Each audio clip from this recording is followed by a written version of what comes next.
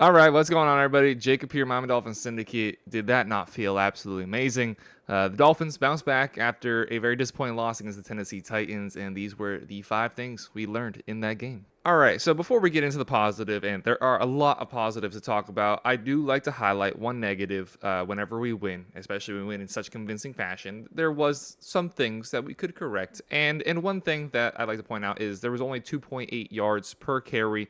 Raheem Mostert broke 2 touchdowns yesterday, or broke 2 touchdown records yesterday. One for the rushing total, which he broke Ricky Williams' record, and then as just overall touchdowns in a season, he cracked 20, the first Dolphin to ever do so.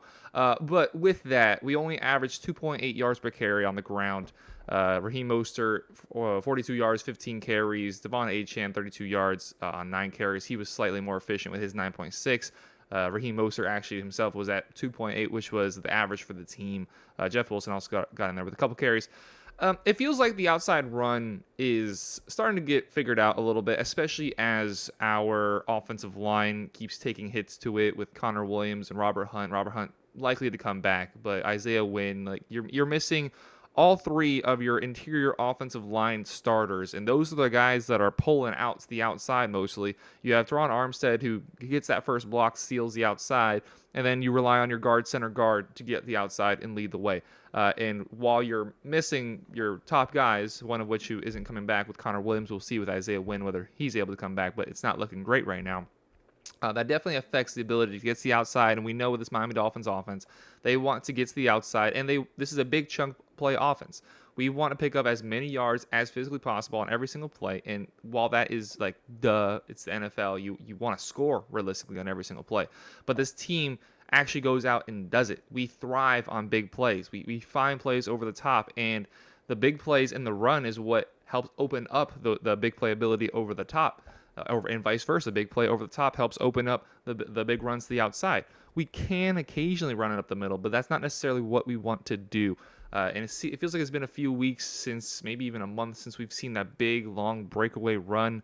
Against the Titans, we didn't see it. Against the Commanders, I mean, Achane had that run up the middle, but again, that's not what we're really trying to do, and it was in garbage time. So we haven't seen that big chunk play in the ground game. This ground game, it continues to have success, and it didn't really matter that the yards yesterday didn't look as pretty as it could, with Tua getting 224 yards and only 77 yards on the ground. That's just because the Jets kept handing us the ball. So if there is a little nitpick to be had, it's this run game. It is currently going slightly in the wrong direction, but overall, I'm not too concerned.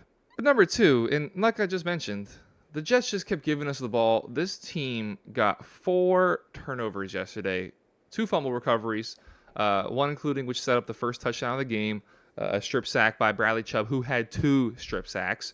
Zach Sealer picks that one up, sets us up goal to go. Raheem Mostert gets that record-breaking touchdown. We get a Brandon Jones interception. We get a Bradley Chubb strip sack that he recovers, which, funny enough, usually when I go to games, I sit in section 304. Again, if you want to come say hi, come say hi. But I was sitting actually with my mom yesterday, and she's in the lower bowl, and when Bradley Chubb gets that fumble, he strips it. He's strutting around the field, and then he starts to do a circle loop back towards the sideline, and he's right in front of our section. And everyone's like, yeah, yeah. And then all of a sudden, he just lasers the ball into the stands. And everyone goes, and you just see, about 6 or 7 grown men fighting over a football, like about 8 feet to my right. And then we had another Brandon Jones interception after that. Absolutely exceptional performance yesterday. 6 sacks. I mean, Zach Wilson, you do feel bad for the kid because that offensive line is atrocious. Nathaniel Hackett is a terrible offensive coordinator. He gets knocked out with a concussion at the end of the first half. Most Dolphins fans didn't even know that. I was talking to people at halftime. I was messaging my friends. They didn't even know that Zach Wilson was getting taken out. But I was walking out and I caught it on a TV, just a glimpse of Zach Wilson walking to the locker room. I'm like, oh, oops, that's going to be bad. And then obviously Trevor Siemian comes in and does absolutely nothing. He had 2 interceptions, was strip sacked. Zach Wilson, 4 of 11, 26 yards, a QBR of 4.1 in his about full first half. Missed a drive at the end, didn't really matter too much. Was sacked him 4 times.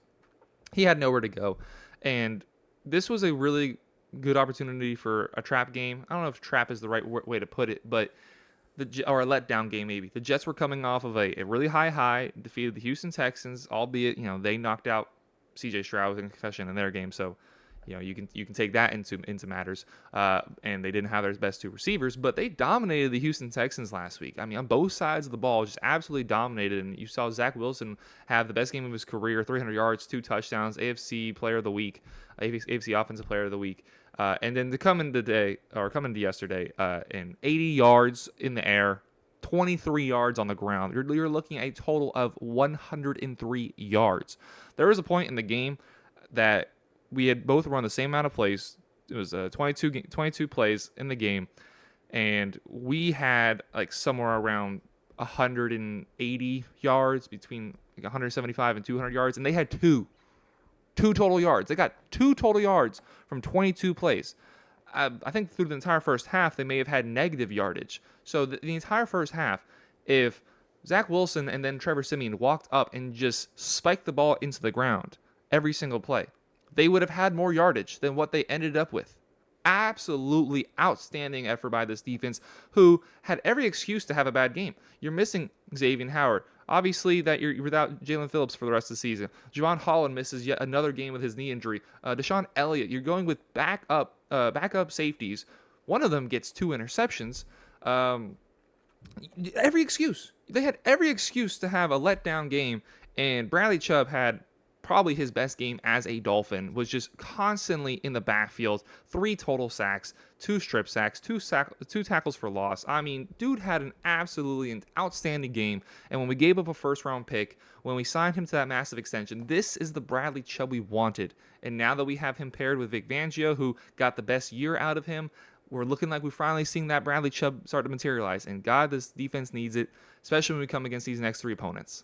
Number 3, we just know what this passing offense is at this point. It's you can consider it a negative, you consider it positive. I just like to look at it. It is what it is. This offense, or specifically this passing game, is entirely reliant on going through Jalen Waddle and Tyreek Hill. It is entirely based on those 2 wide receivers. Obviously, Tyreek Hill missed the game, and before the game, when that news came out, we were all bummed out.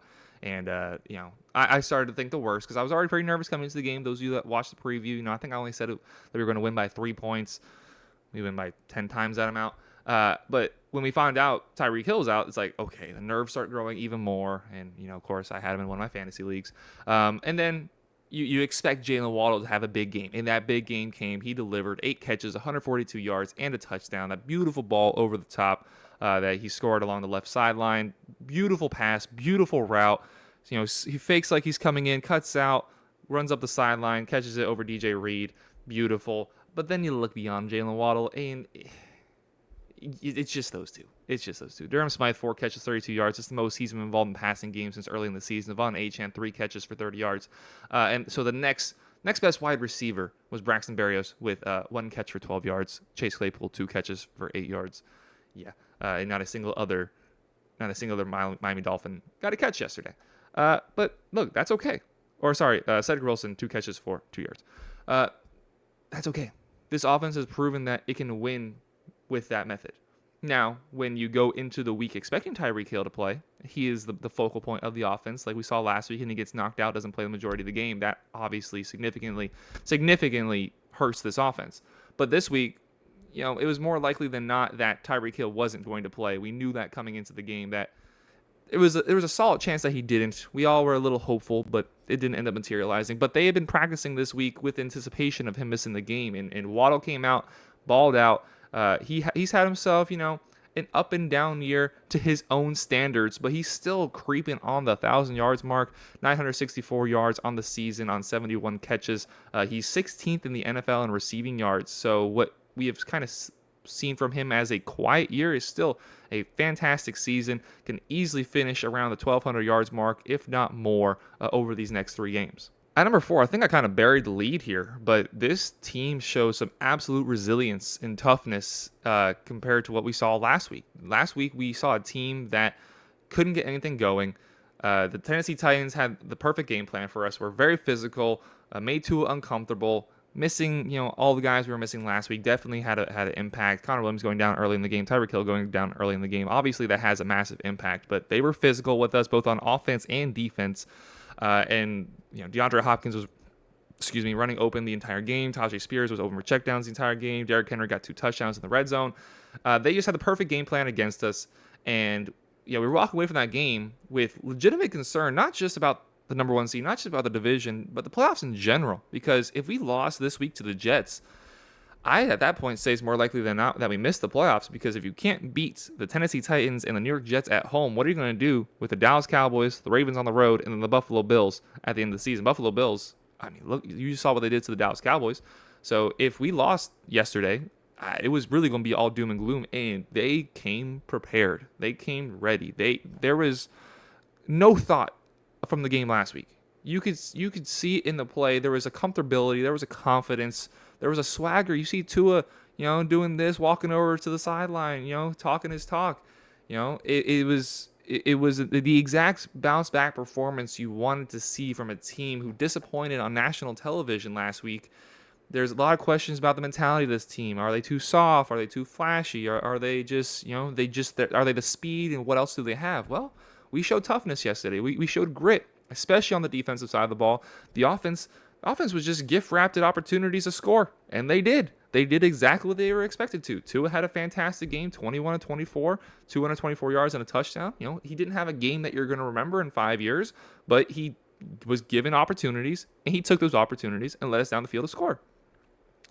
Every opportunity for this game to disappoint and be a letdown was there. Every excuse. Tyreek Hill, Xavier Howard, Javon Holland, Robert Hunt, the list goes on of injuries that this Dolphins team has sustained.